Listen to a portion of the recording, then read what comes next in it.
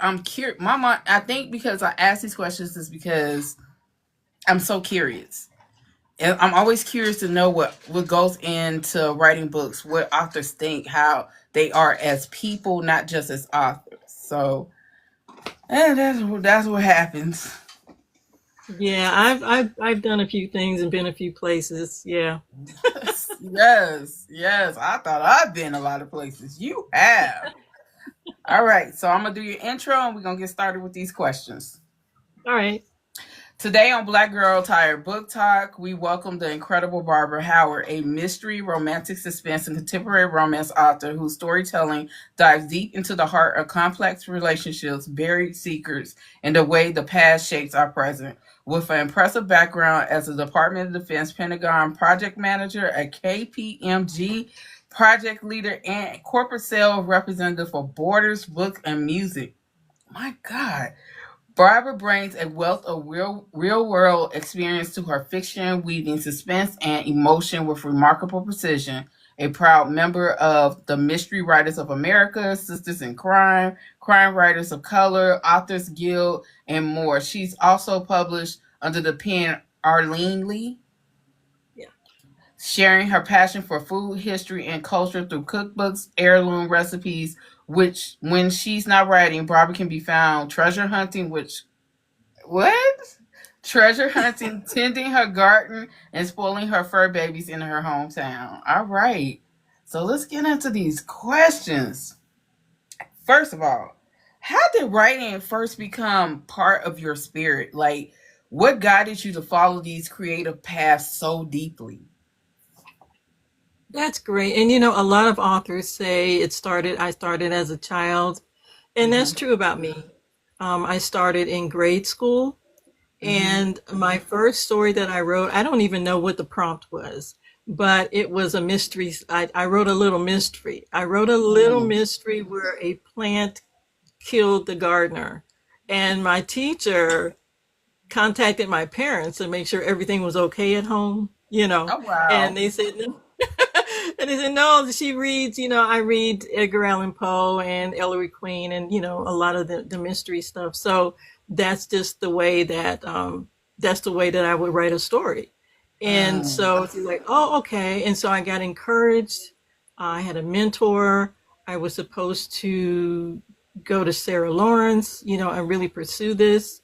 But then, life that practical side from my dad said, and so how do you plan to pay your bills? Right. So I switched up and became a political science major, and that's how I ended up in DC doing all the things that I was doing there. But it started as a child and then on into my teen years. And so all of that got put on hold. Mm. And then a lot of things happened in life, one of them Mm. being 9/11, and the Mm. second being the pandemic. Mm-hmm. And it solidified the fact that if you made any promises to yourself, now's the time to take care of them. You know, Absolutely. I didn't want to leave here uh, with things undone.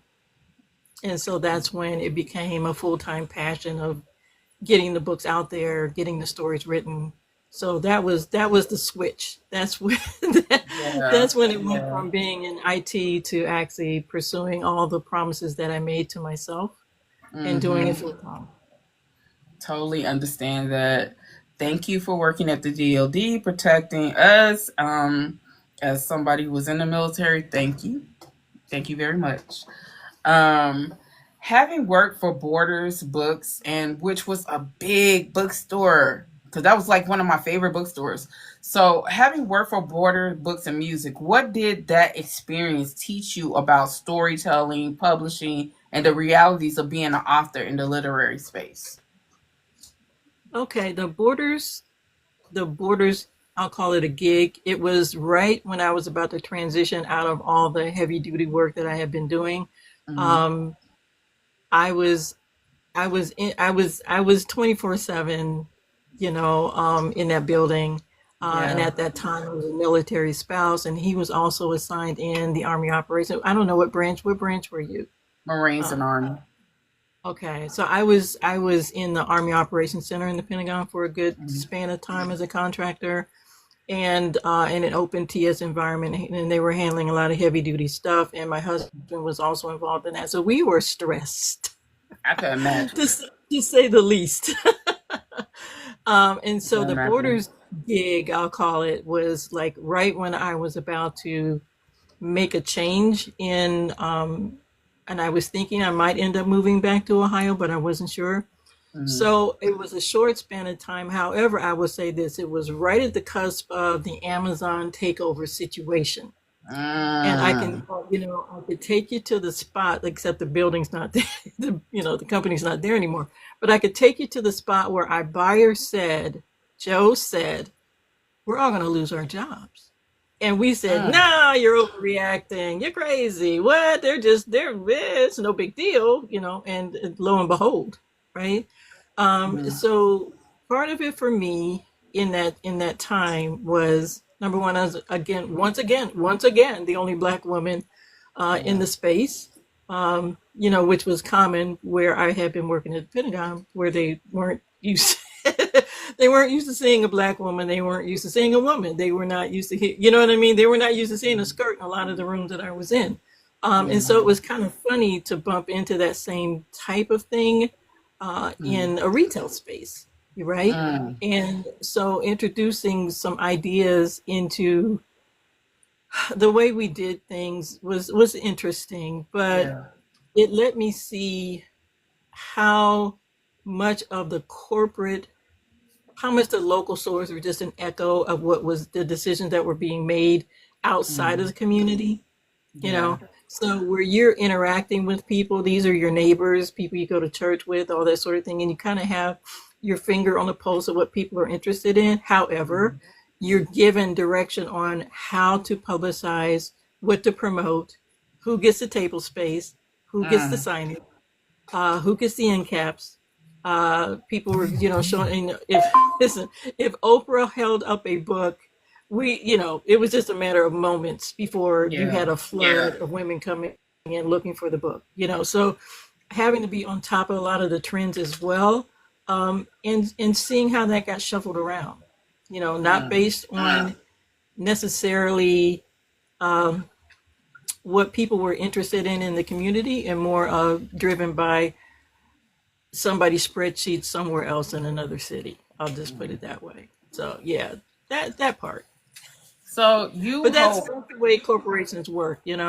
Go ahead. Well, I'm sorry. I mean, with Amazon and their big takeover, they did take over a wide range of stores. Even Borders, mom and pop shops were kind of lost because, like, Chicago had the biggest conglomerate of mom and pop shop bookstores. And then it just dwindled down because of the big Barnes and Nobles, Second and Charles, and I forgot the name of the other one. But they just took over, and it kind of where black authors could go into these mom and pop shops, sell their books. I mean, sell them out. They couldn't do that anymore because there was this white market for certain kind of books with certain color of people, and it wasn't even just it was just white. Babysitters Club and all that stuff, and all the contemporary romance, paranormal, everything was white. And let's not top it off. They prefer men over women. So, they love their Stephen Kings. They love their John Yes. Pattersons. James Yes. Patterson. They love Yes. their Yes. John Greshams and stuff like that. But women, it was always, you could do romance, but you can't really do suspense. Yeah. That's why Danielle Steele and all of them was shocking. Um, so you hope. Yeah. And it's the store Borders had, the cafe, and they had a lot of Hmm. local artists that would come in and sing and whatever, and it was a great place to hang out, so to Hmm. speak. But the store, excuse my cats, the store, the inventory was not dictated by the interests of the local community. It was really Hmm. dictated by, like I said, out the up the ladder. And so it was Harry Potter. It was whatever the trending thing was. Right. In the midnight, people standing outside at midnight waiting for us to open the doors. I'm like, you are kidding me that I'm not. I won't be there. You know what I mean? So, um, yeah. And as an indie, and it is my chosen path. I understand a lot more about how those decisions are made and whether you're willing to accept that as part of operating in this space as an author. Like these are the Mhm. things that this is knowing the rules of the road and trying to find how you fit in the space and what's going to work for you, what interests you as far as what battles you want to fight. You know, Mm. where, as far as your energy is, where you're going to put your energy and what the expectations are and who's behind you. Like one of the reasons I'm going off on a tangent, I apologize, but one of the reasons why I joined a lot of those organizations is because they have large voices. Mhm. And when there's a class action lawsuit or something like that, I'm aware of it. When they're put out these big reports about how much people are getting paid in publishing, I have access to that information. So I'm armed with information that helps me make decisions. So yeah, there's a Yeah. lot to it. So you hold memberships in so many prestigious organizations. How has being a black woman in those spaces that aren't solely, diversified, shaped your mission to uplift other black authors, and how has it influenced your writing career? That's a great question. One of the things that happened early on when I first put out my first little novella, to see like, okay, I'm going to do this. Let me put this story out here and see if anybody reads it kind of situation. They had an opportunity through Mystery Writers of America to have, there's a title for it, but it's basically a mentor that reads it and critiques it and all that sort of thing. So I thought, hey, let me get somebody at this level who's an agent and all that sort of thing, put eyes on this work and see what's going on.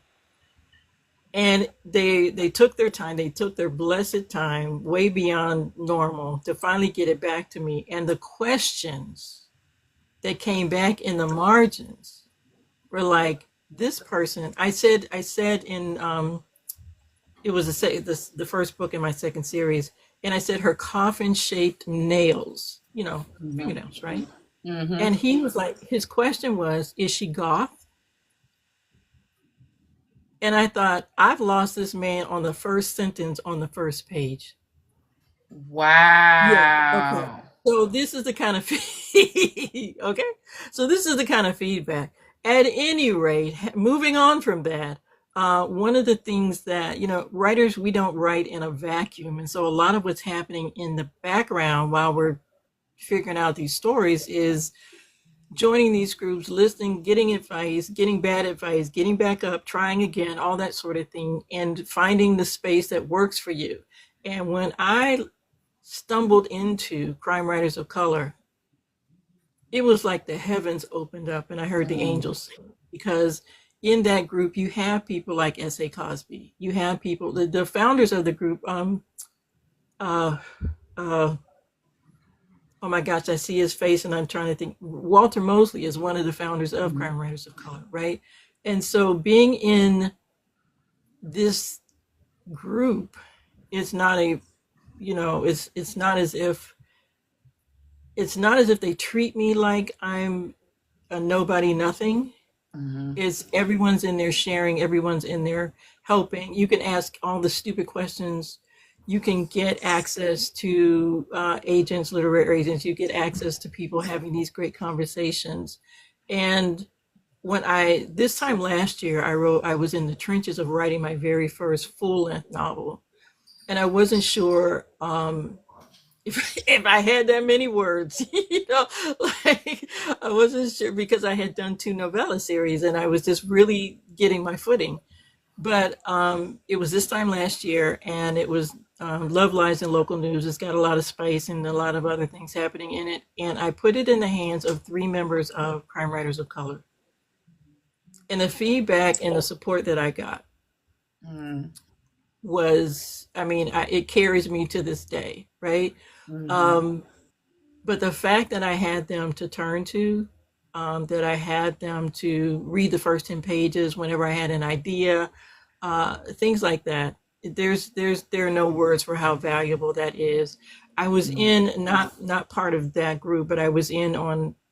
I stumbled into a network of people, and they were having a very intimate, small Zoom meeting with a black male author in the literary space, not in the genre that I write in, but his debut, he got a 7-figure deal on his debut novel. And so there were those of us, yeah. So there were those of us, of course, who are like, how'd that happen? Right. So we were sitting in there, like, well, to be a fly on the wall for sure in this conversation. And he said something, I think it was really just a throwaway that he said it, but someone asked him, I won't say his name out of respect, but someone asked him, do you go back and read your old work? And he said, no, heck no. Why would I do that? That no, I can't change it. I can't edit it. It's out there. It's what it. And then he said, you have to be comfortable with people reading your C plus papers. Ooh. And that stuck with me because I can go back and read like my first novella and it's cringe because you grow, you're learning, you're constantly learning, growing, getting good feedback, all that sort of thing, getting better editors, all that sort of thing. And the fact that he said at his level, I don't worry about it. I wrote it, it's out there. I've grown, I move on, I keep moving, I keep going. And just be comfortable with the fact that you've got work out there that, you would love to go back and rewrite it, but Yeah. there's no point in that. Just accept that, just accept that. And that gave me more courage to just learn as I go, right? There's a lot of learning that happens in the doing. You can Mm-hmm. study, right? You can sit in all these conferences. You can make a lot of notes. You can sit in these web presentations. There's so many authors on TikTok giving so much contradictory advice. It's just nonstop. One person says, don't do this. And then you must do this. And it's just, you're like, oh my God, so there's all of that. But at some point, you've got to launch out there Mm-hmm. and learn it as you're doing it. There's something in spending 2 days changing the same sentence, and working through all of that, Yeah. you know what I mean? That gives you your chops. And so those spaces where you feel safe to ask questions like that, like about money, Mm-hmm. about our customers, our readers loyal. Mm-hmm. And we had the head publisher of Little Brown who said they're not loyal to authors, they're loyal to experiences. And if you can give Mm. them that same experience, they'll stick with you. Wow. That damn. Yeah. Yeah. That kind of sums it all up right there. Yeah, So yeah. let me ask you about Final Harvest, the Finding Home book one. So Final Harvest centers around Tracy and a woman whose personal struggle intersects with themes of homelessness, food insecurity, gentrification. What inspired you to write the story, and what truths were you hoping readers would uncover within it? Final Harvest was my very, very, very, very, very first book out there under Barbara Howard as the fiction author, and I wanted to. Here's a little bit more on my background. I did a few years as a master gardener here in my county, running around doing it. So I went through Ohio State Extension, got the certification. So I was always in these community gardens doing all the stuff. And I was looking at, this is stupid, but I'm a storyteller. I was looking at an old house where my babysitter used to live on the third floor in an apartment when I was a little girl, and the place is empty. But I looked at the back porch of it and I thought, man, if somebody fell off of that, they would die. If you're a crime fiction author, you understand we're always thinking of ways that people could get killed. So I looked at the top of this. And I'm thinking to myself, man, that would be. And I had an idea that this woman would be, in her middle 40s and an alcoholic and all this stuff. And the woman died and left her cats to take care of. And there was this situation going on in an urban garden and all that sort of thing. And things changed as the story, as things do. What I wanted to show, number one, was a young woman. I wanted to show her wounds, and I Mm. wanted to show her growth. And I wanted to show that even in the middle of her brokenness, she saw some injustice and couldn't turn away from it. And Mm-hmm. she saw something in the young 14-year-old boy that struck a chord with her because she had been homeless and she had Tracy's background is she aged out of foster care, so she never Mm-hmm. had a sense of home. Mm-hmm. And so when this in the story, the woman who owns this urban farm where these people are working, when she gets killed, Tracy's first thought is, what's going to happen to all these people? And in particular, what's going to happen to this little 14-year-old boy? Like, first of all, what's he doing out here in these fields anyway? Mm-hmm. And so that triggers her to get involved at the same time when she's got a food scarcity situation and she's struggling to maintain her own home, and so forth and so on, because she can't keep a job because she doesn't fit the profile basically. And so they don't want to take a chance on her. She keeps getting fired and given more menial jobs, and she ends up being a bike courier, that sort of thing. Mm-hmm. So I wanted to show her wounds and I wanted to show her growth. And at the time, we were in the middle of a lot of social activity around Jesus 2020 and beyond of what's going on in our community. And I wanted a good black cop. I wanted a black man as a police officer. I didn't Mm-hmm. want him corrupt. I didn't want any of the usual stuff. And I wanted her to learn to trust and to Mm-hmm. grow in this relationship. And so that's how the series began with Final Harvest. Um, when I was first taking this seriously, I started, of course, looking around and seeing what's out there. And there's a very, very extremely popular Black woman author who writes romance. And I read her book, and the person is afraid of, or I don't know if it's afraid, but she didn't want to get married. And the guy is constantly pursuing her. And then at the end, they get their happy for now moment, because they couple up again and they reestablish their relationship. We don't know if they end up getting married or not, but that's how it ends. So we read a good 250, 300 pages of this guy pursuing her, and then she finally gives in. And when it was over with, I said to myself, why didn't she want to get married? Like, why? What was that about?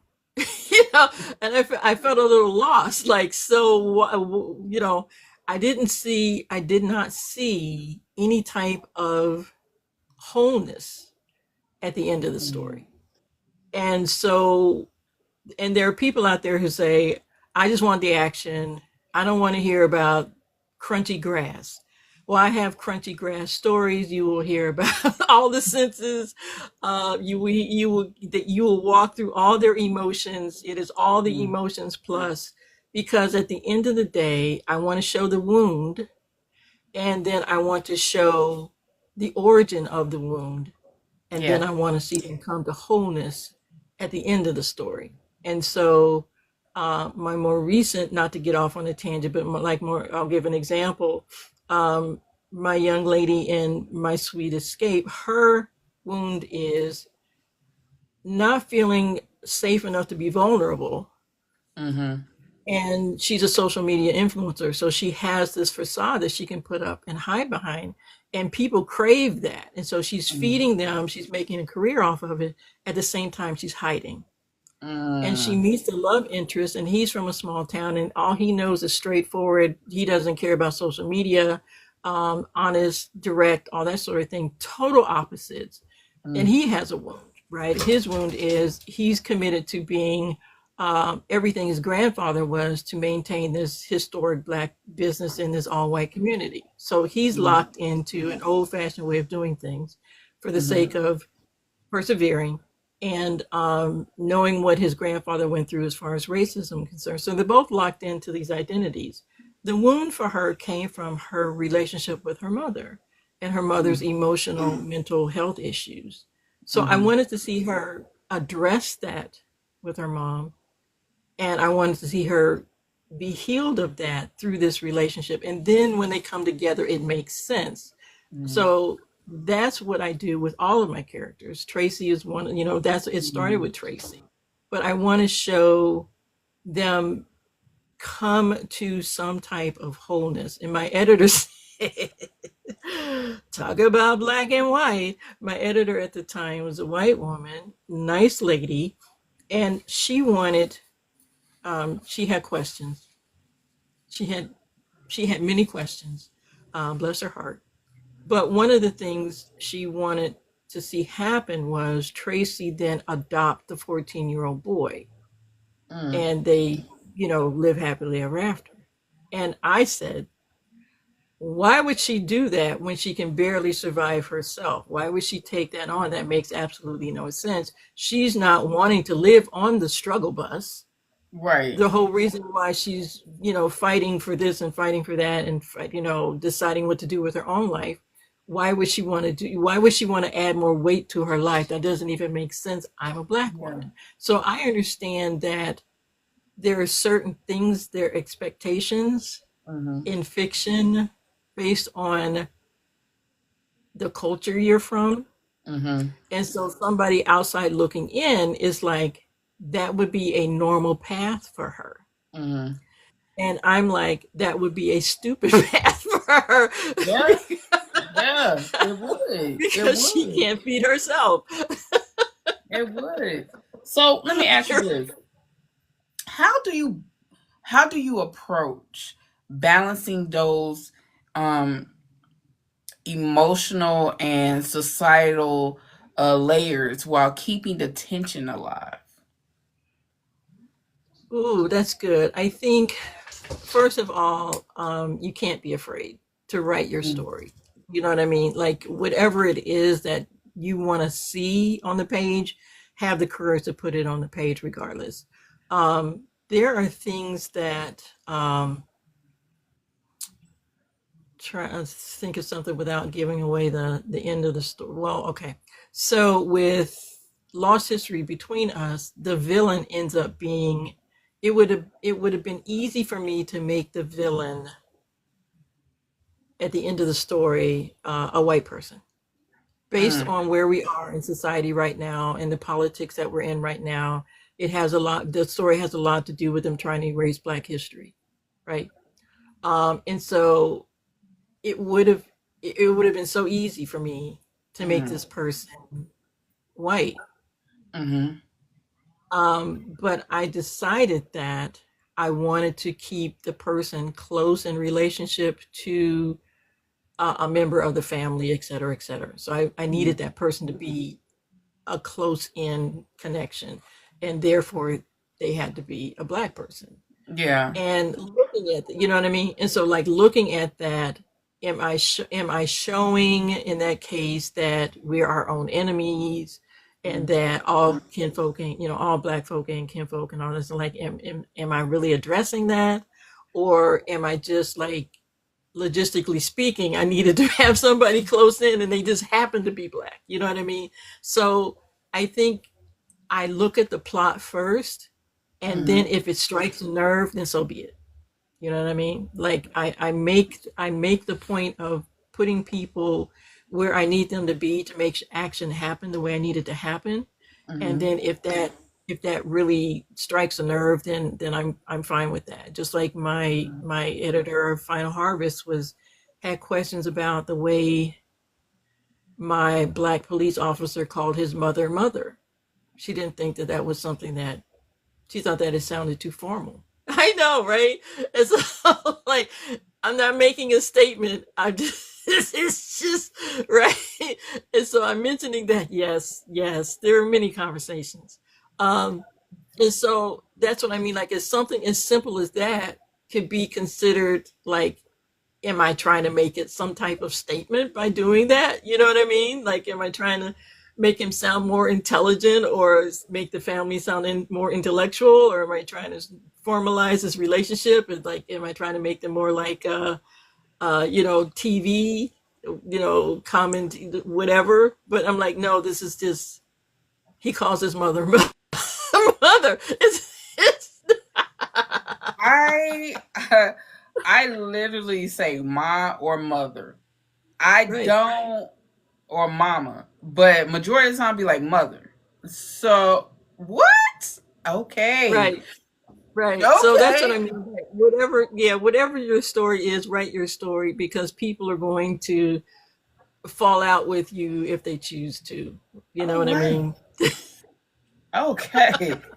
So since oh god, since Final Harvest was released in 2020, how has your writing evolved, whether in tone, process, or perspective since that book? Oh my gosh, so much, much, much. The first thing is Final Harvest was no spice, no profanity, no gunplay, no violence. We knew that this person was dead because Tracy showed up from work and there were police and there was a body under a sheet. So they're like, oh, she's dead. Mm. They she didn't even come upon her. Um, now now we have spice, we have people getting killed, shot at, beat up, all that sort of thing. So in that sense, I have stepped all into 100% into my romantic suspense life. Mm. When I was first getting started, people were saying, you write, this looks like white. Let me say this real quick. I just want to take a quick backspace here, go back to something that you asked about, at any rate, let me say this quickly. Um, One of the things that, piece of advice was, you got to get beta readers, and they've got to, as many people as you can get eyes on your work, blah, blah, blah. Let me say this about that. When I was first getting beta readers, I'm going to say this to whoever's out there, and I say, advice, a lot of advice on TikTok, but find people who read your genre and know what to look for and tell them what you're looking for, right? And Mm-hmm. so when I first had people on AuthorTube, on YouTube, and I was sitting in these chats and all that kind of stuff and finding friends, so to speak, in the author space, and there are people who read and write, paranormal and fantasy and all that kind of stuff. Like, yeah, I'll read it. Sure, I'll read it. Well, one guy wrote a review that says, this isn't what I normally read, but if this is the type of thing that you like, then you'll like this. Like, this is the review. This is the review, right? And so I had people Wow. telling me, yeah, I know that, but he gave me a bunch of stars. He liked the story, but he didn't know how to write a review for a mystery. So at any rate, I had people saying, you write YA, this looks like YA, and then others who said this looks like cozy. And I said, well, I don't know if I'm so cozy, because I want like romance in here. So I was flip flopping around. Thankfully, some good, a very good friend out of Crime Writers of Color who said, no, you just write straight mystery. It's not cozy, it's not this, it's not that. So the whole category thing that stems from traditional publishing, where they have to have a category so that they know how to market you and where to put you on the shelf, and so forth. But then as an author, when you're just trying to get your footing in what you're doing, Mm-hmm. getting this type of feedback had me kind of flopping around like, what am I doing here? But all of my stories always had a mystery edge and a romance piece to it, and Mm-hmm. learning the difference between intrigue versus romantic suspense. So that path that I took, going through the two novella series and then finally starting to write directly, full length novels, I Mm-hmm. landed in the romantic suspense space, and that's where I'm comfortable. After November 5th, I started hearing Black women in particular, because we tend to carry the weight of so much, Mm-hmm. saying, I just need something sweet. I just need something sweet and calm right now, because Who I'm said just over it. that? Who said that? I Yeah. is chaos. No, it was right after everybody had marched, not marched, had campaigned and done all the heavy lifting, and then we turned around on after November 5th, and everyone was just like, I just can't, I just can't, I so I decided that's where My Sweet Escape came from, where I just did contemporary romance. I did two of those. So I decided to do two sweet, just normal romances without a dead body. And my next book that comes out in December will I'm back in the romantic suspense space. So when my books have my name at the top, it's a contemporary romance, and my name is at the bottom, it's romantic suspense. So I really Hmm. I really am comfortable in the romantic suspense space, and I just kind of deviate over into contemporary romance when I feel like, you know, the pulse of people around me are wanting something just a little less Yeah. dramatic. Speaking of mysteries, the Clover City File mysteries.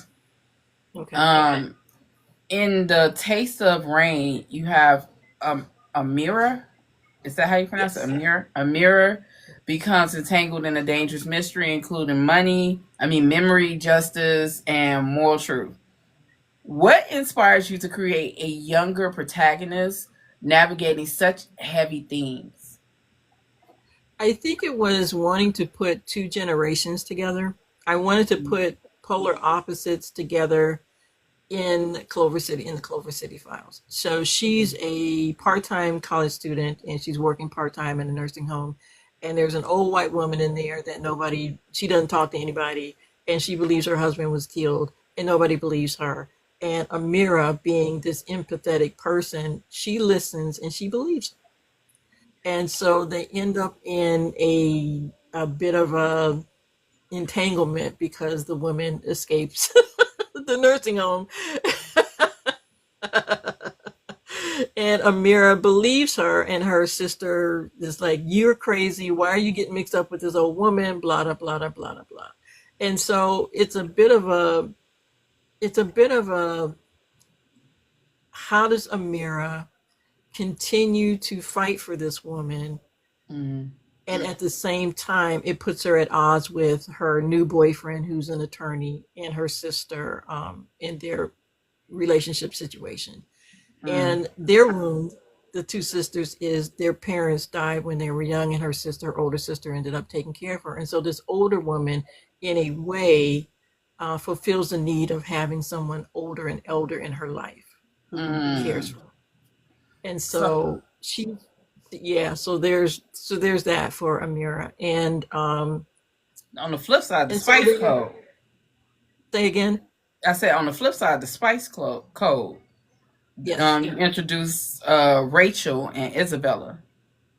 Is it Raquel? Raphael. Raphael and Isabella, a chef and a femme fatale, if you want to call Yes. it that. The Yes. story mixes passion, danger, and psychological suspense. How do you approach writing love, danger side by side without losing either element? I love that part. I think love and danger are like the perfect match. For me, in my head, the way my brain works, it's like peanut butter and jelly, man. The love and the danger just work together. You can't have, to me, in a story, you can't have one without the other. You just Yeah. can't. And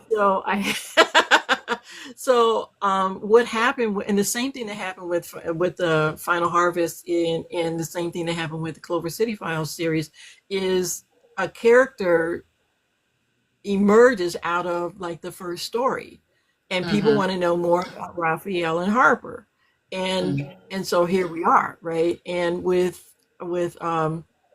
Final Harvest, everybody wanted to know what happened to the 14-year-old kid, and I'm like, well, then he's going to have a book.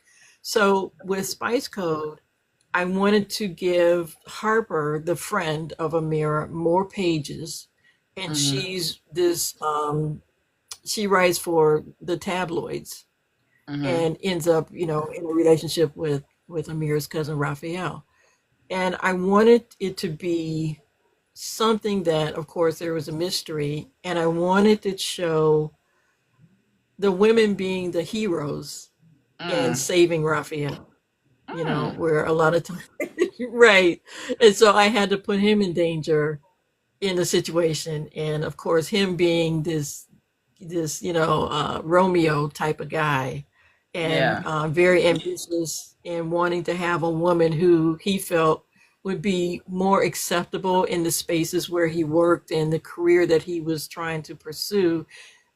People didn't want a tabloid person, in the mix, because she would dig up dirt on them and they're nervous around her. And so he just felt like Mm. Harper's just not the woman to go with him where he's going in his career. Yeah. And so he hooks into this woman who ends up being, like you said, the fatal blow, because she's crazy. So, but I wanted the women in the story to be the heroes to come to his Okay. rescue. So, yeah. So you have multiple books currently up for pre-order. How do you manage the creativity and organizational demands of producing so many projects simultaneously? You know what I mean? It's insane. It's insanity. I don't recommend it. Zero stars. I don't recommend. I don't recommend this lifestyle to anyone. No, I'll say this though. Once upon a time, there was NaNoWriMo, where people sat around in November Hmm. and wrote a novel. And at the end of the month, they had a good first draft. And most of them, I'll say, majority of people just pretty much shelved it and didn't do anything with it. But the fact of the matter is, my process, so to speak, I can get through in 6 weeks and then 2 weeks of edits. So 2 months I can get a book out. I can, Dang. because if you, yeah, I have no distractions, Oh, right? good. My TV's Good. not on. I don't even know if it's plugged in. So I don't have I have no distractions. And the fun thing is, I'll be the rare moment when I'm out in one of these author events and conferences and whatnot, and some authors that I know locally, they'll say, there's a mixer. We're going to have a mixer before the event, and Friday night, whatever. I said, no, I'm sorry, I have a book coming out. And I have to write. Oh, well, yeah, I know. And I'm looking at them, and they're like, yeah, I know. Like, they have a book coming out too. But I'm like, you put out a book like every 2 years. Like, we are not the same. So like, we are like, so when I say, What? sorry, I can't, I'm writing. Lord. Your Well. book comes out in 18 months. You know what I mean? So, like, no, I have one coming out in 6 weeks. So I won't be at the mixers. I'm not in the things. I'm not doing the things. So I have the space to do it. So a good 2 months, I can put a book out. Now I am a plotter, so I will have all of my character profiles done. I'll do all of my settings, world building stuff, put all that out, and then I'll write out my outline. And so with Mm. all of those things in place, when I sit Hmm. down and start writing it, then it's like I can zoom through it because I have my maps out. You know what I mean? Like, I know exactly where I'm going. Now, the one that's coming out in December, I kept playing with it. The thing that I do is I'll get to the third act and I start switching crap up. And so I start tripping over my feet when I get to it happens every time. It's just part of who I am. I just recognize that and accept it. It's like, I know that this is going to happen, and here I am. But so what I do is I set it down and I leave it for many days. I don't touch it. I don't think about it. I go read a book. Go touch grass, and then I come back and it'll click. Now I know what I want to do with it. And so with this trial by fire that's coming out in December, I wasn't sure if there's going to be more pages for these two characters in the future, like maybe summer of next year or something like that. And so how I end it is more important to me now. So I wanted to, think that through. So that always happens when I get to the end of the third, like the middle of the third act. I'm like, okay, what am I going to do here? Because I need to stick the landing. And I always have my alpha read my ending. I said, you got to read my ending if you don't read anything else, because I got to stick the landing. If I'll sit on the last sentence of a book for a week, because that's, to me, that's going to be the aftertaste. It's either going to be sweet or they're going to be like, yeah, I spent it. So I really want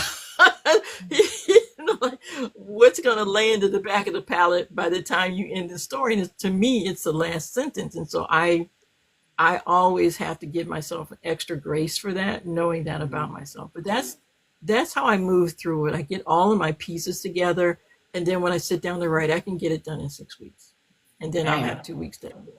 So your books often weave together Black life, generational struggles, cultural identity. Why is it important for you to reflect those elements in your mysteries and romances? You know what? I think part of I'll say this, and not to get again, not to get off on a tangent. Um, yeah, I'll say it. I believe there are two types of people, there are probably more, but these are the two types of people that I identify as creators in the writing space. My opinion. There are writers, people who write, and then there are storytellers. Mm-hmm. And I think that I being a storyteller, and storytellers tend to be just like musicians. You hear music all the time. They're always hearing beats, rhythms, sounds, something that if you ever look at Pharrell, if he's any place at all, if he hears a beat or something, like you'll see his head go back like something registered, right? And he's making note of that, that somehow he's going to turn that into something. Like that's going to land somewhere in his music, somewhere. Mm-hmm. And storytellers are the same way. Like we get bits and pieces of conversations, we'll get bits and pieces of locations. Like I said, this would be a great place for a person to fall and end up dead. So like you're always registering these things, Mm-hmm. and I think that certain certain things are always going to be woven into your work as part of who you are as a storyteller. And for me, my interest and part of my life is my connection with my family, deep roots in my family, and the importance of that. And in particular, how Black people use storytelling as part of maintaining our history and our Mm-hmm. connection to not only our immediate family, but our roots and all the generations before us. Because no, as we all know, once upon a time it was against the law for Black people to read, right? And so Mm-hmm. the only way we had was to continue to pass along this information. And so Mm-hmm. I don't think there's a way for me to disconnect from that. And so it's automatically going to show up in whatever I create, Mm-hmm. and I think that another thing that I want to show is the perseverance of how love heals us and how we Mm-hmm. fight to maintain that with all of the pressure and the evil and the trauma that has been that we've had to walk through and continue to walk through, things that have never been addressed, things that uh, have been passed down to us even through our DNA. And in spite of all of that, as much as we fight against things to try to make things right, we still are in the middle of a mess, and we Mm-hmm. still persevere to love one another and to build family and to build generations of stronger people, coming from our loins, so to speak. So Yeah. I'm that has to be a piece of I honestly feel like that is a duty of a Black author to somewhere somehow showcase the fact that this is part of who we are, because if we don't do it, it's not going to show up in anyone else's writing.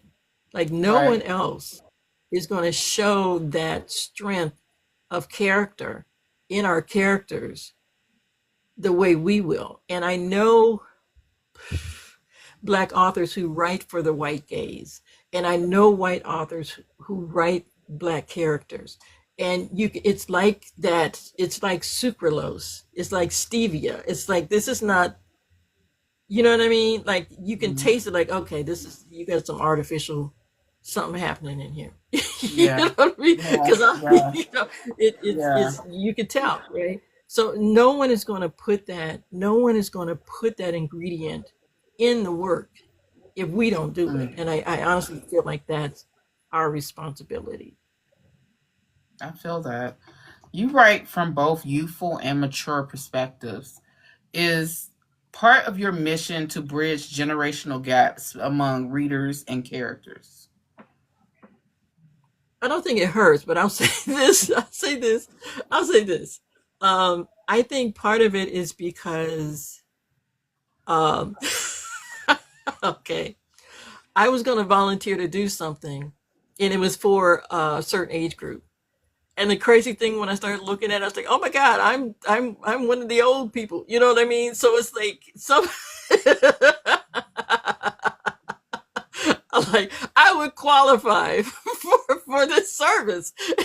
So what in the world, you know? So so part of it is because I have good friends and close family who are sitting, on in a rocker waiting for someone to put a baby in their lap. This is what they Mm, live for. I'm not that, you know. Um, I I'm not that, and so I think part of it is I'm so connected to, and I love it. The generations beneath me, younger than me, and at mhm, the same time, I walk around with all the years that I've lived. So I mm, think I want to have all of that in the writing. You know what I mean? I don't mhm, want it to be. I think that part of one of the reviewers of Call Me at Midnight wrote about how they appreciated the support systems around the characters. And part of mm, that was, siblings that were older, or, an attorney or their mother or father. And I think, showcasing the fact that we're not walking around in a bubble, and that mhm. it takes a village, and let's just go ahead and show the village in our writing. And part of that is bringing, even if it's an incidental little side character that comes through, but show that there are generations and that they're connected. We Yeah. are what we look at, and so if Mhm. we're always just showing death, destruction, and trauma, that's what's going to be left behind when people are reading our stories. Like, oh, this is what you guys were. It's like you never got higher than that, you know. Yeah. So yeah, yeah. The Black literary world has transformed since the 90s and early 2000s. How has that evolution influenced the way you market, network, or publish your works today? I think, well, my path is self publishing on purpose. And I've been coerced to try to get in through the trad doors. And I'm like, I don't want their DNA in my work. That's just who I am, period. So I'm not interested in that flow. But I will Mm, say, it does my heart good to see so many articulate, especially Black men. I'm sorry.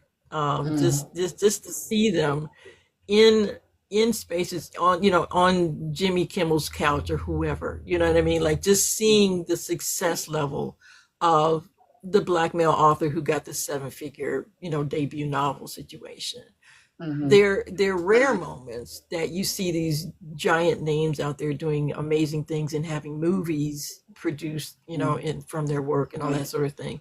But what really makes me happy is when I see the indies, or the ones who are just getting started, or those who um, had an opportunity and maybe weren't able to see it through, to get traditionally published or whatever, are Black men who are out here writing. Our literacy rates in the United States are, they're atrocious, period, dismal. across the board. The Right? dismal. Yeah. And so to see Black people saying, yes, we read. Mhm, Yes, we will support Black authors. Yes, we will show up at these book signings. Yes, we will walk into our Barnes and Noble and demand that they carry these books and put them on the shelves. We will go to the library and make sure that they're ordering our Black books, for our Black mhm, authors. So there's this sense of unity that has emerged when you start seeing Black faces in traditional publishing and just out there, period. And people who will look at how, like, an S.A. Cosby is being treated, or how uh, Kennedy Ryan is being treated.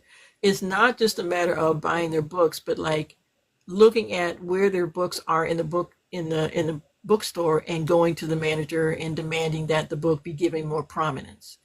mhm, It's seeing our community stand up for one another and standing up for Black authors. and also wanting to showcase more indie authors and putting respect on the names of indie authors who are Black. So I think that that's the thing that gives me the greater hope, is because I honestly do not believe any of them are ever going to come to our rescue and promote us. They're all paying for James Patterson's ghostwriters. Okay, so that's what the industry is, and we know that's what the industry is. So for us, we have to make Mm-hmm. sure that we take care of ourselves and support one another, and either buy direct or buy through the stores or wherever. But I love it when I see us not only buying and consuming, but also championing, and helping spread the word, having all of these wonderful book events. Oh my God. The brunches and the sips and the silent readings and the gatherings, and seeing Black communities pulling off these events that are not being sponsored by the big publishing houses.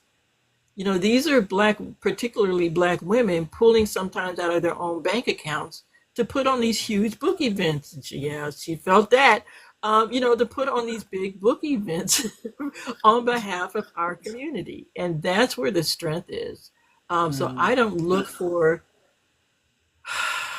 look for a big shift at any time, because the trend is more running toward the less involved, I'll just put it this way, not to get off on an AI tangent, but the less involved the author, original creator is, the cheaper it's going to be for the publishing houses.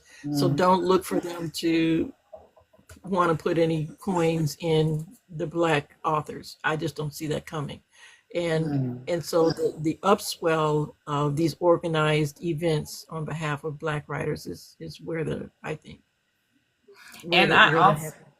I also think that Black indie publishing houses deserve their flowers because they make the trad publishing houses nervous because indie publishing houses have put out some powerhouses, Yes, writers that are outdoing their writers. yes, It's just you see it bigger for them because they have that financial backing. But those writers that are in these Black publishing houses are outdoing them by far. Indie authors are outdoing traditionally published authors by far. yes, It's just yes, that, like I said, that backing, and let me find it.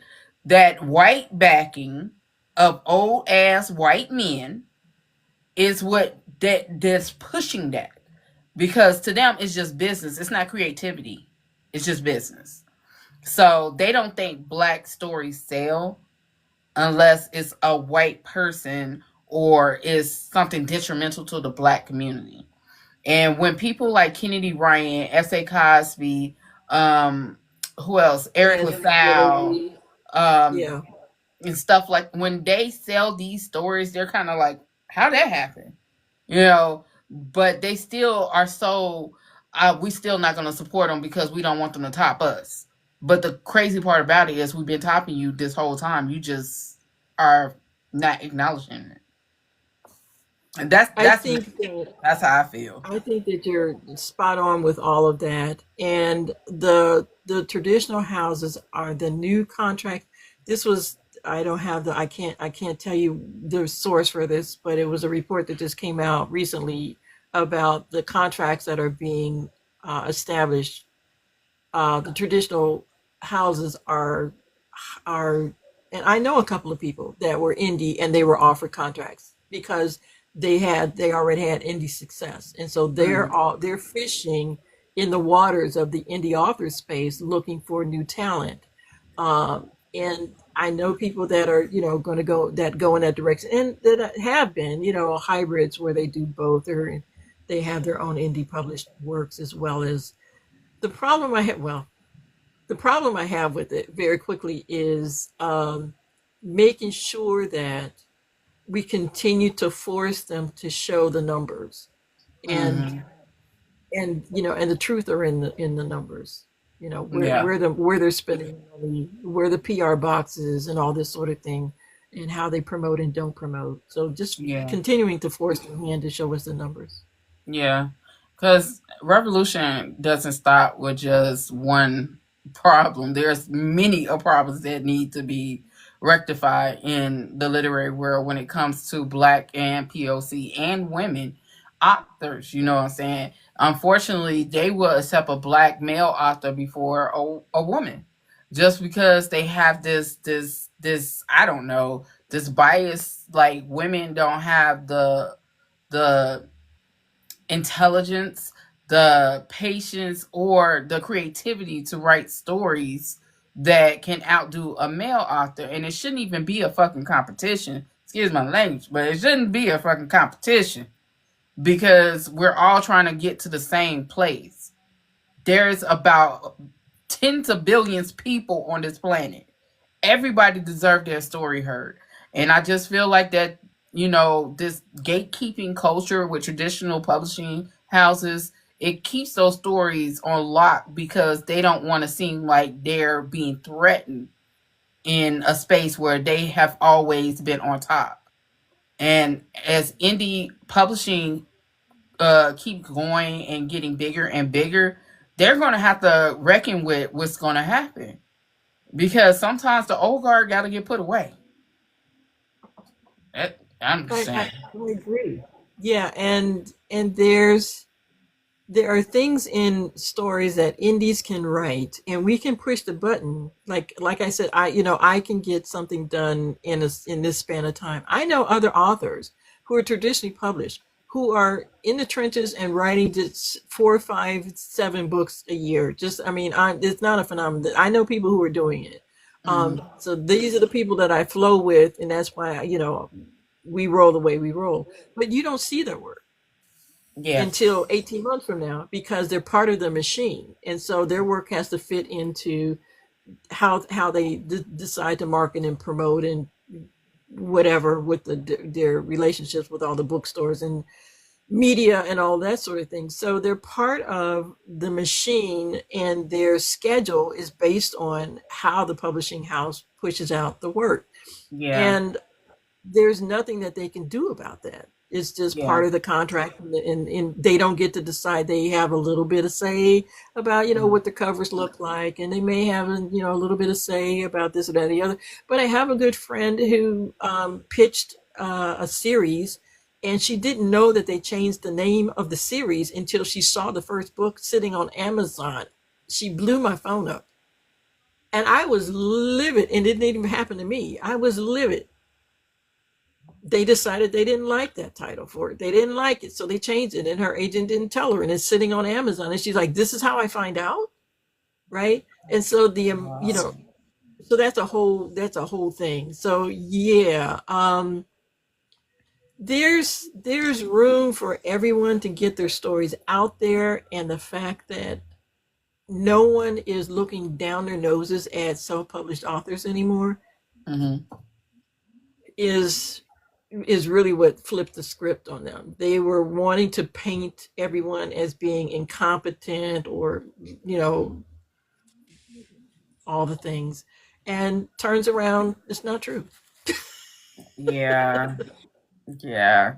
So, what ongoing fight do you believe Black POC and women writers are still facing in the literary industry? I think the under resource piece of it, um, I think that the going through the steps of getting in the door and getting a contract and then having to fight for the publicity, having to fight for the marketing, having to fight for the shelf space, having to fight.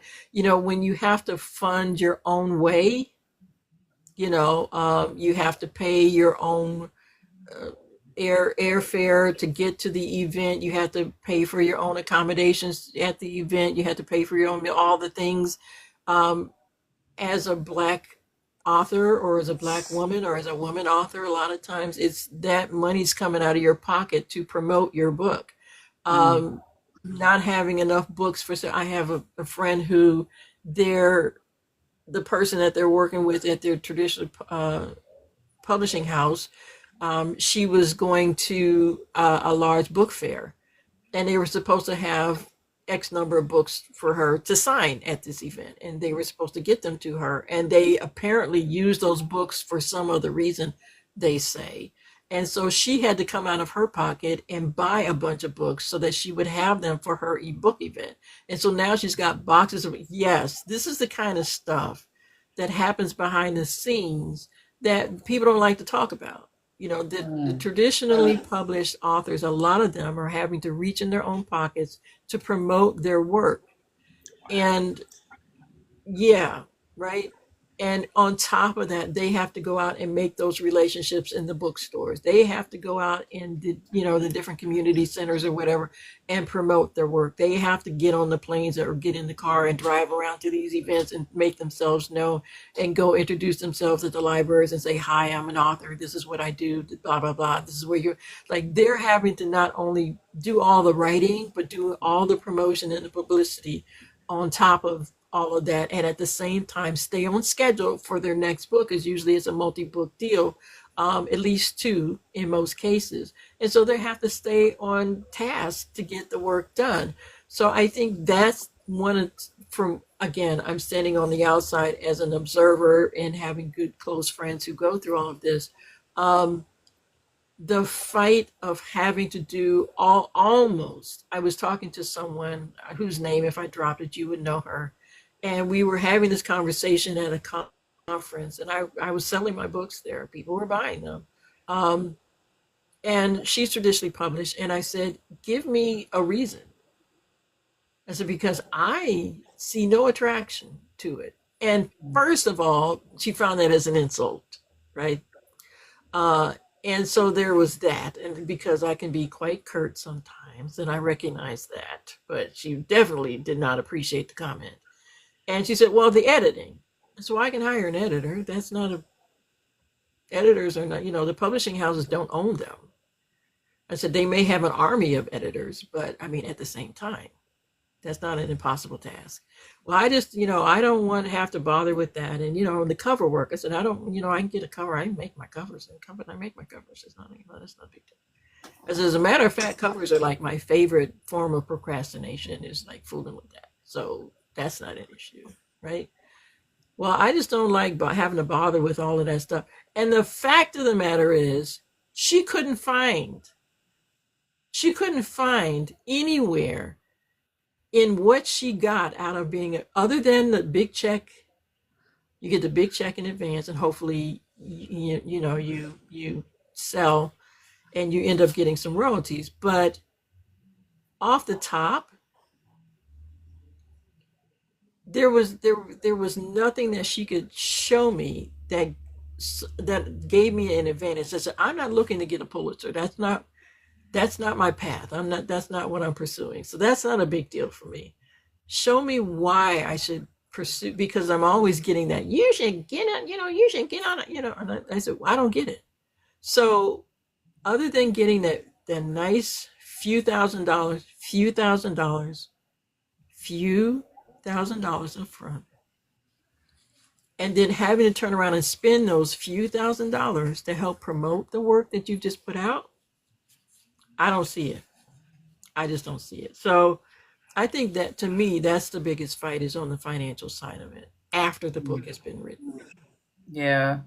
So let me ask you this. Let's do it from the I'm indie. sorry. She makes a very good point. Advances are so also, they're split. Yeah, they are split over the years. So you get a little bit like up front. Yep, you get a little bit up front, and then after you like, if it's a two-book deal, you get it in phases. Like, they don't, if you get, okay, someone who, again, the same woman, she said she got a $25,000 deal. Sounds amazing. She's not getting all that up front. She'll get a little bit, especially if it's a multi-book deal. No, you get a little bit at a time, and then after, like, once the hardcover comes out later, like a year later, you get a little bit more. So no, you're not going to get a big fat check on day one. So Wow. yeah, so you were saying, Wow. Wow, that yeah. just blew me. What would you say about indie publishing? What would you like to see more of with them in regards to indie publishing? I think one of the things that I would like to see, and I've seen it with a couple. Well, I've seen this one woman in particular, black woman, but she's in the children's book arena, so to speak. So we don't interact much, other than like I commend her and I have tremendous respect for her. And the fact that she not only does the publishing through her publishing house, she's an author and she does the publishing, but she mentors. So she also not only does it, and you can bring your work to her and she will walk you through, get your work edited, get it through typeset, all that kind of stuff, and get it on, get it published and printed. So she'll take you through all of those steps, but she also, on the side of that, mentors for those who want to do the same thing, to recreate basically what she's doing. So if you're interested in setting up your own publishing company, she'll teach you all the steps that she did. So it's almost like cloning herself out there, making more of herself out there. And I absolutely love that. She'll do consultations and stuff if you're just interested in learning about publishing and all that sort of thing. But you can actually go through the steps and learn how to set up your own publishing company. And she has connected with legitimate, strong editors, legitimate, strong graphic designers, like taking it totally, to the next level.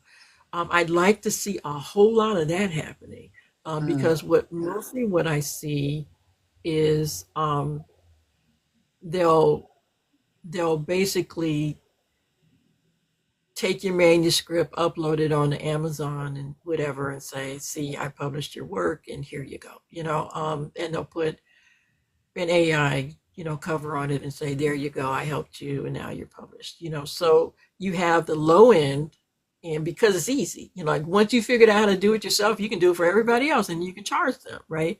And so I have a cousin who spent $1,200. She doesn't know anything about where her ISBN came from. She doesn't know what, like it's just, you don't know what you don't know. And so there are people out there who will very easily, happily take your money and do the bare minimum and get your book published and say, now you have a link and your book's on Amazon and there you go. Yeah. Or you have what Danielle is doing, where she's actually set up a publishing company and is helping others learn how to set up real And what's her publishing name? company.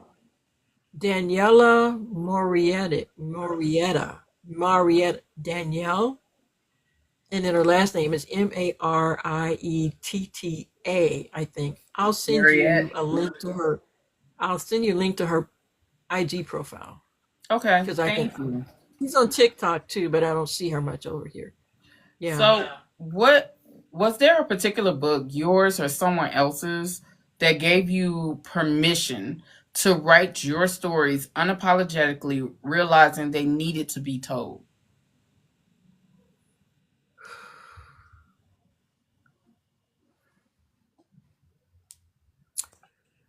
There was a story that I read by a Black woman author. Her name is K.D. Richards. I will always give her credit. K.D. Richards writes intrigue. She's published by Harlequin. She was in DC, she's in Canada. I liked her writing style so much. Number one, because it's intrigue. Um, she doesn't do anything, like over the top. Like it's not something like, "Oh my gosh, I read this book and it wrecked me. I can't stop thinking about it." It's nothing like that. What I liked about it is I love the flow of her prose. When I Mm, read her work, I love the cadence of her voice, and I felt like she's distinct enough that I know it's her. mm, And I think that's what I walked away from, because you can read a lot of nice stories out there that impress you and all that kind of stuff. But what impressed me so much about Katie, and it's a personal thing, is that I can recognize her voice. And if you gave me another intrigue book, which are basically, okay, Harlequin, it's the same formula. Today he's a baker, tomorrow he's a football player. It's the same, they write the same formula. my 90 something year old auntie used to, she's been reading Harlequin since I was a child. I said, auntie, it's the same story. He's a doctor. No, now he's a veterinarian. Like, come on. So anyway, so if you set two stories next to each other, similar plot line, all that kind of stuff, Mm. I could recognize her voice, and I think that was a bit of an inspiration for me, that I'm going to make sure that one of the reasons why I don't read broad in the romantic suspense realm is because I don't want to sound like anyone else, and I don't want to pick up anybody else's voice. Mm. But I love to read KD's work, and Mm. especially because she's a Black woman, and also it's adjacent to the type of work that I write, if that Okay. makes sense. Yeah. So, what's next for you creatively? Like any upcoming releases, book signings, or exciting projects we should keep an eye out for? Anything coming out? Yes. There's Yeah. something coming You have out. several. Yeah, it's stupid. Again, I don't recommend. Um, I have ARCs open, ARC signups happening right now for Trial by Fire. I'm excited about it. I haven't been that excited about a book in a while. I'm super excited about it. I have a bad boy fireman in the middle of it. So, yeah, I'm Oh. excited about him. Yeah, I'm kind of liking Malik. Um, so that I have ARCs open for that, and I'll send those out the first week of November, and then it'll release December the 9th. It will be full length um, novel. I'm there on that, and it's romantic suspense. She's an attorney who comes back to defend a businessman who's accused of arson, and she grew up as the fire chief's daughter, and she and her father are estranged. And so when she comes back to defend this man who they say burned down his own business, and she bumps up against the love interest who is the fire investigator, Mm. her father's protege. And there's a lot of secrets happening in the story, and he doesn't believe in love, and she's fine with that. And so there's a lot of getting together action in the story while they are being pursued and finding out who actually is behind all the fires and all the stuff. So there's a Mm. few twists and turns in that, and I'm loving it. The things that are coming out in December is a novella, a series of novellas. I wanted to do, listen, last year everybody, it was a FOMO situation. Everyone was promoting their holiday books, and I Mm-hmm. was sitting there in October, and I said, "Oh my God, I don't have a holiday book." Everybody's saying, "Buy my Christmas book," and I don't have one. So that's where Blazing Hearts Silent Nights came from. It was like, I've got to do something quick so that I can have something for the holidays. And so I had romantic suspense. Someone's burning down all the Christmas tree farm, or all the things that have to do with Christmas. They're burning everything down. And so she comes back as an army vet, and she's handling things. They own a Christmas tree farm, and she's, with the sheriff and all that kind of stuff. So this year I planned ahead and said, I need a holiday, something for the holidays. So I planned ahead for that, but I decided that I wanted to be Kwanzaa. Okay. I So saw I, that. yeah. So I'm like, let me just throw Kwanzaa in the mix because I don't see anybody else out there doing this for real, for real. So I have 7 short novellas that are coming up because there's 7 days of Kwanzaa, and Okay. I'm extra. So I had to. I was telling my cousin, I said, who else is going to do 7 books for a holiday? Me. So I have the Kwanzaa romance series coming for December. And each one of the stories, I'm going to save my sanity by putting them all in the same town. Otherwise, I will lose it. But they are separate, they are standalone stories, but I am putting them all in the same town, Okay. hopefully, without too much drama. But yeah, so that'll be just romance, something sweet for Kwanzaa, 7 stories. But Fire Trial by Fire comes out December 9th, and it's romantic suspense with a bunch of spice in it. Are you doing any book signings? I am teaching a class coming up next week. I serve as board president of the Great Lakes Fiction Writers, and we have our retreat coming up. Where are we? In 2 weeks, and so I'll be at our retreat for that, Mhm. and then we'll have a holiday party in December.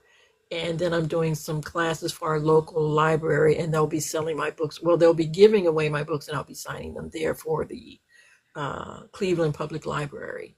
So I'll be Mm, doing that between now and the end of the year. I'll have two okay. classes for and my books will be there.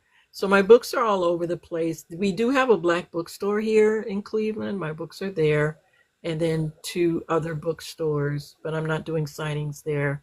Um, and we'll be bumping into the winters, and I'll be like hibernating, not, you know.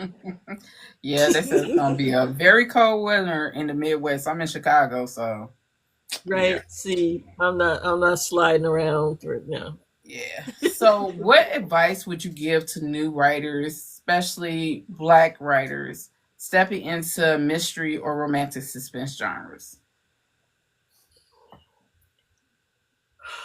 I'll say first, I'm not going to say read wide and read everybody's working on, because that's typically what people say, read everybody and all that sort of thing. I'm going to say research the genre itself so that you know where what elements belong. Mm, There are certain things that I, there was a young lady, she writes children's books. She's very, very young. Like, I don't think she's even college age at this point. And she was talking about, she's creative. She's so creative. I'm just, I have all these stories. And her mother, like, she has all these stories. I said, here's the thing. When you put a book together and say it's this genre, people have a certain expectation. So I'm not saying don't write what you feel in your heart, but I am saying there are certain expectations that you need to make sure that you address some sort of way, because it's an agreement, and it's a contract with the person who buys your book, that when they, for me, if I write romantic suspense, there's going to be romance and and murder, yeah, danger. They have to balance each other. If I go too far in one direction than the other, then it's not really what their expectation is. And so I yeah, said it's no different than you get in the car, you put on your seatbelt. We're not telling you where to drive to, but you yeah, have to stay inside the lines. You have to mm, stop at the stop signs, right? yeah, There are certain rules that you have to abide by. But you can paint your car any color you want, and you can go wherever you want. But there are certain expectations when you get behind the wheel. And so that's what I would recommend. Like, if you're going to read, take your time to read through those who are experts in that genre, to mm, understand the elements that belong in your story, and then it'll help you navigate and plot. I'm a plotter, but there are those who don't. But certain things that you want to make sure that you capture in your work. So be a student of the craft. Don't be afraid to start. And honestly, start where you start. Like, I met someone years ago.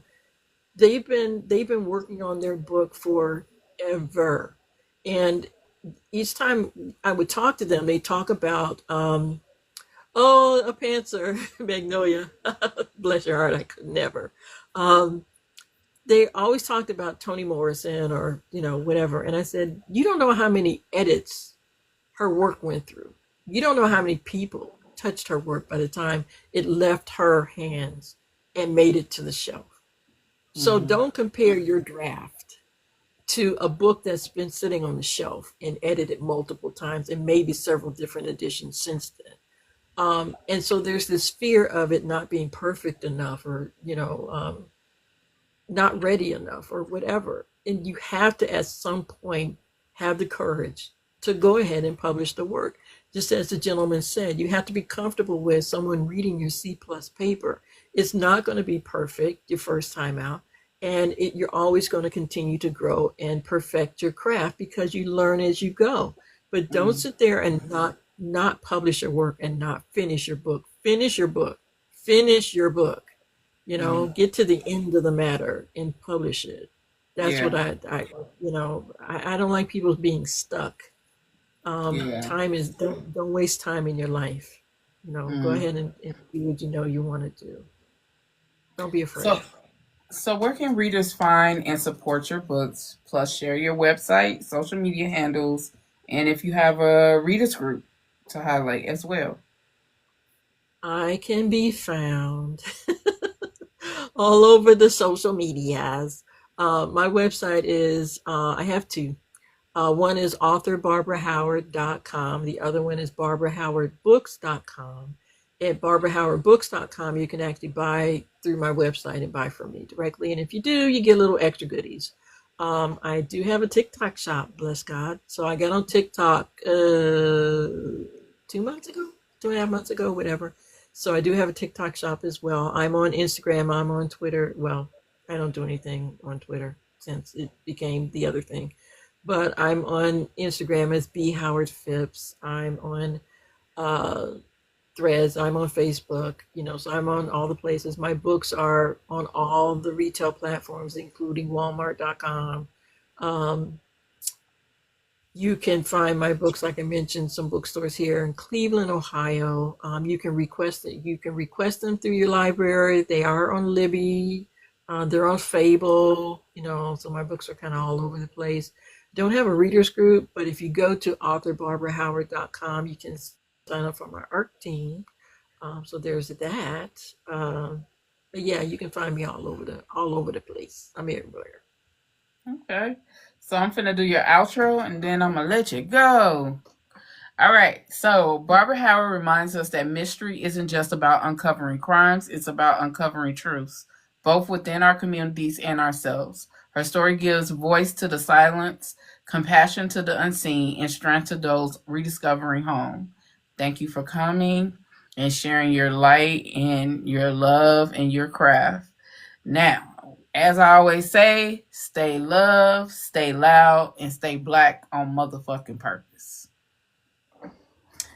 Thank you so very much. You're welcome. Thank you. It was so much fun.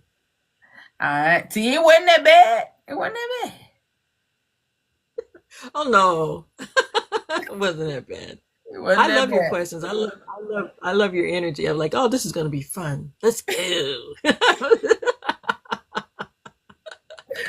Well, I appreciate you, and I hope this won't be the last time I speak with you. Um, I'm gonna be looking out for your books because I'm going to dive into. I'm kind of interested in that Kwanzaa series because you're right. Nobody has written a Kwanzaa series, so I I'm interested in it, and I'm gonna when it comes out, I am gonna definitely read. How many novellas is it? It's 7, and it's only 7. contemporary romance. There's no action. There's no. Oh, goddamn. If you want But the spice, you gotta. There's not gonna be any heavy, and there's not gonna be any heavy action in them. But oh, yeah. well, I'm still read them anyway. Hell. Okay. So you have a good evening and enjoy the rest of your weekend.